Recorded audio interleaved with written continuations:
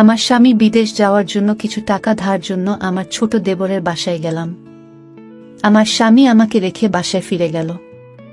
রাতে খাওয়া দাওয়া সেরে আমার দেবরকে টাকার কথা বললাম। আমার দেবর বলল, টাকা দিতে পারি, তবে একটা শর্ত আছে। বন্ধুরা, আমার স্বামী বিদেশ যাবার চেষ্টা করছে। ইদানিং মিস্ত্রি কাজ করে সংসারের ভরণ পোষণ চলে না। প্রতি মাসে কিছু পরিমাণ টাকা খরচ হয়ে যায়। বিগত 3 বছরে প্রায় 40,000 টাকা খরচ হয়ে গেছে।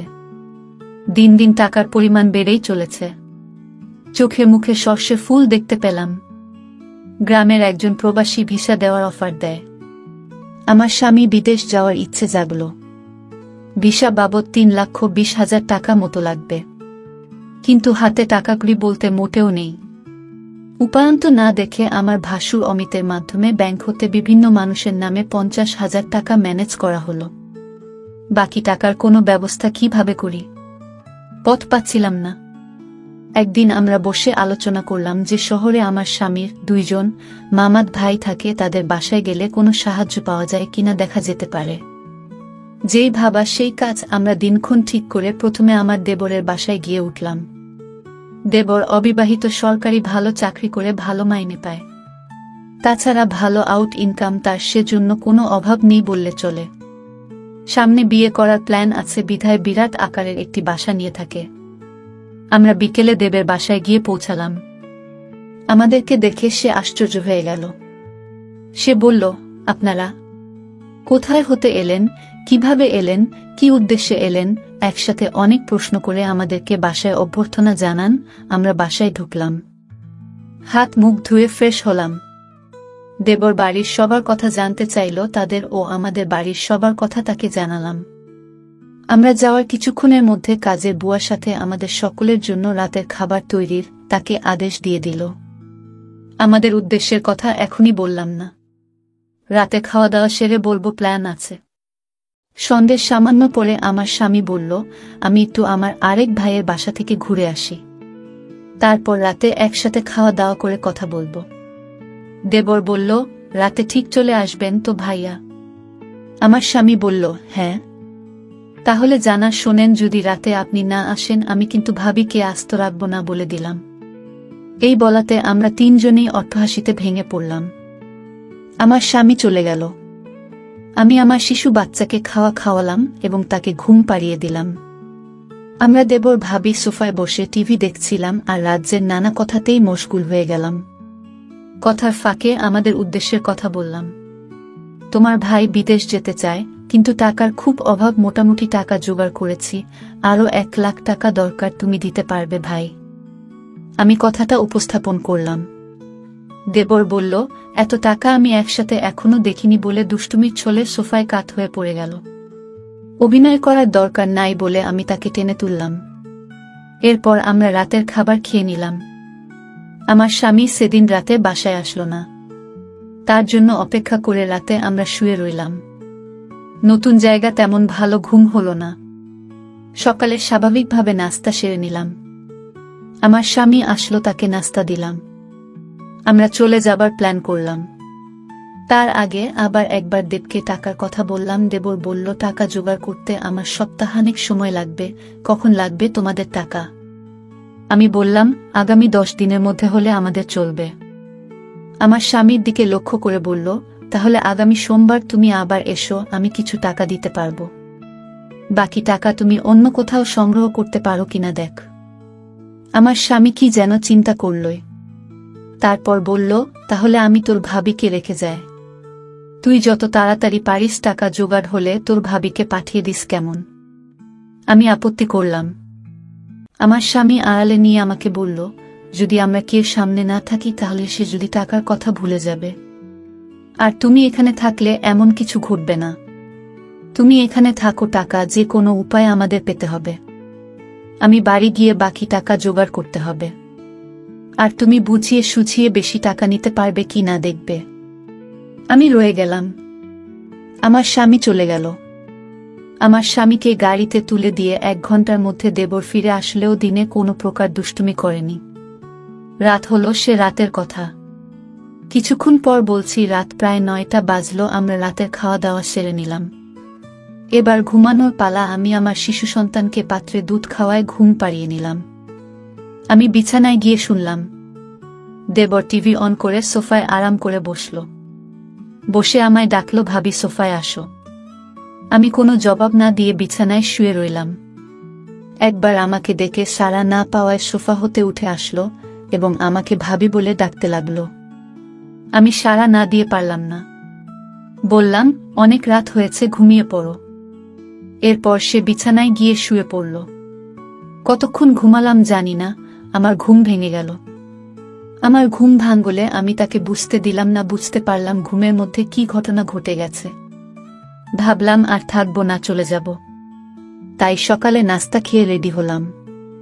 তখনই মনে হলো এভাবে চলে গেলে স্বামীর টাকা জোগাড় হবে কিভাবে। নানান কথা ভাবতে ভাবতে সকাল 9টায় আমাকে একটা মোবাইল ফোন দিয়ে দেবর বলল অফিস হতে আমি যোগাযোগ করতে পারি, তাই এটা দিলাম। এই বলে সে অফিসে চলে গেল। আমি একা তার পথ চেয়ে বসে রইলাম। অফিসে চলে যাওয়ার পর আমি সম্পূর্ণ একা বসে বসে টিভি দেখছিলাম। দরজায় কড়া নাড়ল।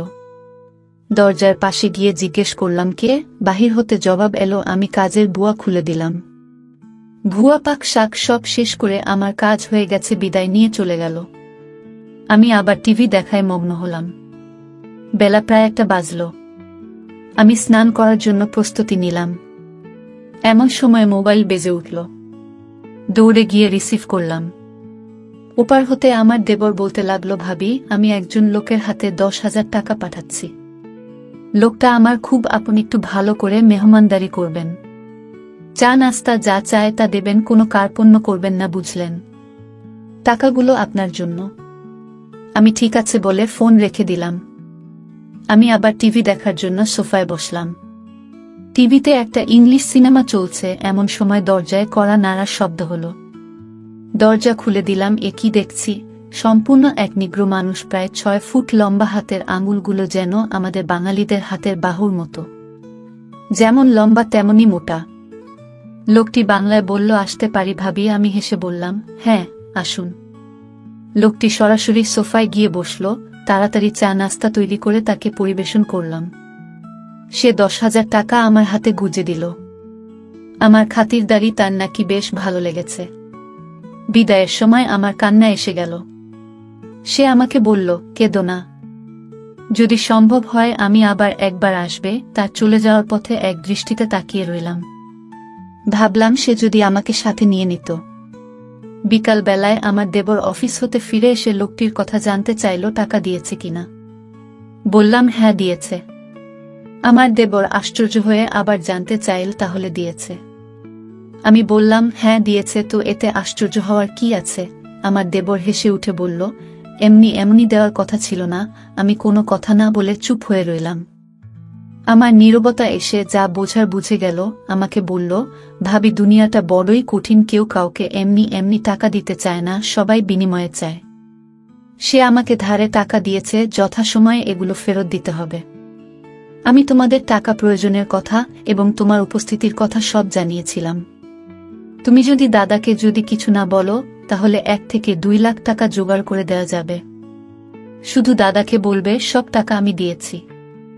এতে টাকাও জোগাড় হয়ে যাচ্ছে। তখন ভাই বিদেশ যাওয়া নিশ্চিত হচ্ছে। আমি তার কথা নির্দেশ সব শুনছিলাম। উপদেশ শেষ করে আবার সম্মতি জানতে চাইলে আমি কোনো উত্তর না দিয়ে নীরব রইলাম। আমার চোখে ভেসে উঠতে লাগল। আজকের লোকটির কথা কি নাম কে জানে, জিজ্ঞেস করা সম্ভব হয়নি। খ্রিস্টান না মুসলমান তাও জানা যায়নি। তবে হিন্দু নয় যে, সে ব্যাপারে নিশ্চিত। আমার দেবর আমার সম্মতি আবার স্পষ্ট করে জানতে চাইল। বললাম, আমি কি বলবো, তুমি যা ভালো মনে করে তাই করতে পারে। আমার সম্মতির লক্ষণ দেখে বলল, রাতে একজন মেহমানকে দাওয়াত করেছি। কিছুক্ষণ পর কাজের বুয়া আসলো। সে বিকেলে চা নাস্তা তৈরি করার পাশাপাশি রাতের রান্নাবান্না শেষ করে চলে গেল। কে আসছে, কেমন হবে, লোকটি মনের ভেতর একটা চঞ্চলতা কাজ করতে লাগলো। রাত 9টা বাজলেই আমি দেবরকে বললাম, খেয়ে নেবে না, মেহমানের জন্য অপেক্ষা করবে? বলল, না, মেহমান কে আসবে, চলো আমরা খেয়ে নিই। আমরা খেয়ে নিলাম। আমরা বসে বসে টিভি দেখছি। প্রায় রাত 10টা। দরজায় খটখট আওয়াজ শুনলাম। বুঝলাম মেহমান এসে গেছে। আমার দেবর দরজা খুলে দিল। মেহমান ঘরে ঢুকে জানতে চাইল তোমার ভাবি কই। দেবর বলল ভিতরে আছে। দুজনে একসাথে আমি যে ঘরে আছি সে ঘরে চলে গেল। দেবর তার সাথে আমাকে পরিচয় করিয়ে দিল। লোকটি দেবকে উদ্দেশ্য করে বলল, তোমার ভাবিকে তো দেখতে দারুণ লাগছে। আমি 1 মিনিট টিভির দিকে তাকিয়ে আছি। সকালে ঘুম হতে উঠে ফ্রেশ হলাম। তারপর দুজনে চা নাস্তা খেলাম। আমার দেবর সকাল 9টায় অফিসে রওনা হয়ে গেল। আজ কোনো মেহমান আসবে কিনা বলে গেল না। আমার কাছে গতকালে রেখে যাও তার মোবাইলটা কিন্তু আছে, হয়তো যোগাযোগ করবে, না করলে আরো ভালো। আজ বিশ্রাম নেওয়া দরকার। দেবর চলে যাওয়ার পর আমি বিছানায় শুলাম, কেমন জানি একা একা লাগছে। ভুয়া আসলো দরজায়, নক করার সাথে সাথে আমি গিয়ে খুলে দিলাম। বুয়া তার কাজ ঘন্টা 1.5-এর মধ্যে শেষ করে চলে গেল। আমি আবার একা হয়ে গেলাম। ঘরের দরজার খিল মেরে দিয়ে বিছানায় শুয়ে পড়লাম। আজকের দিনের সব ঘটনা ভাবতে ভাবতে হঠাৎ মনে হলো দরজা খুলে কেউ যেন প্রবেশ করছে। ভাবলাম আমার দেবর হয়তো আজ তাড়াতাড়ি ফিরে এসেছে। বিছানা থেকে উঠলাম না, দেবের সাথে দুষ্টুমি করার জন্য ঘুমের ভান ধরে শুয়ে রইলাম। দেবর ঘরে ঢুকে দরজা বন্ধ করে দিল। আস্তে 1 পা 2 পা করে আমার ঘরে প্রবেশ করল। আমি আজ প্রতিজ্ঞা করলাম, আমি চোখ খুলব না। দেবরটা আমার ঘরে ঢুকে কোনো কথা বলল না। অনেকক্ষণ দাঁড়িয়ে থেকে যাতে করে আমি জেগে না উঠি। আমার কাছাকাছি বসো। চোখ খুলে আমি হতভম্ব হয়ে গেলাম। এ সম্পূর্ণ এক অপরিচিত এক লোক, আগে কখনো তাকে দেখিনি। আমি জিজ্ঞেস করলাম, আপনি কে? বলল, আমাকে কেউ পাঠায় নাই, আমি পাশের বাসায় থাকি এবং এই ঘরগুলোর মালিক। বাসা হতে বের হওয়ার সময় দেখলাম তোমার দরজাটা লাগাওনি। আমি ঢুকলাম, ভাবলাম একটু গল্প করে যাই। সে বলল, আমি তোমাদের সমস্যার কথা শুনেছিলাম। কি সমস্যা বলো তো? জবাবে বললাম, আমার স্বামী বিদেশ যাওয়ার জন্য টাকা ধার চাইতে এসেছিলাম। টাকা জোগাড় হয়েছে। তোমার কি সে আপন দেবর? না, আমার স্বামীর গ্রাম্য বাল্যবন্ধু এবং দূর সম্পর্কের চাচাতো ভাই। লোকটি হেসে উঠল, তাই? চিন্তা করো না, আমি তোমাকে সাহায্য করব। আমি এখানে একা থাকি, কেউ নেই। যতদিন থাকো আমি তোমাকে সেলফ করব। আমি এখনই টাকা দিচ্ছি। এই বলে বাসায় গিয়ে টাকা নিয়ে ফিরে আসলো। টাকা দিয়ে বলল, কাউকে বলবে না। মেঘ না চাইতে জল পেলাম। লোকটা বলল, দুপুর বেলায় আমাদের বাসায় এসো, তোমার সাথে গুরুত্বপূর্ণ কথা আছে। দুপুর হতে আরো 3 ঘন্টা বাকি আছে। অপেক্ষা করতে করতে যখন 2টা বাজলো, আমি আস্তে আস্তে 1 পা 2 পা করে বাড়ির মালিকের ঘরের দরজায় গেলাম। দরজায় চোখ রাখলাম, কিছু দেখলাম না। দরজায় আস্তে করে টোকা দিলাম, কারো জবাব পেলাম না। দরজায় হাত দিতেই দরজা খুলে গেল। ভিতরে ঢুকে দেখলাম সে তার রুমে শুয়ে আছে। আমি তার পাশে গিয়ে দাঁড়ালাম। আমায় দেখে খুশিতে হেসে বলল, তুমি এসেছ। লোকটা বলল, তুমি দেখতে আমার বড় মেয়ের মতো। সে দেশের বাইরে থাকে।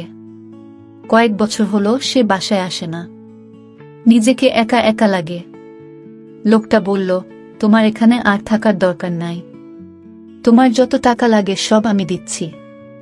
দুনিয়াতে এখনো অনেক ভালো মানুষ আছে যারা কোনো বিনিময় চায় না। অনেক দিনের জমানো কথাগুলো তার সাথে শেয়ার করে প্রায় ঘন্টা 2 পর আমি আমার দেবর ঘরে ফিরে এলাম। এভাবে আমার টাকা জোগাড় হয়ে গেলে দেবরকে বললাম, আমি চলে যেতে চাই। দেবর না বলল না। তারপরের দিন সকালে আমায় বাসে তুলে দিলে আমি বাড়ি চলে এলাম।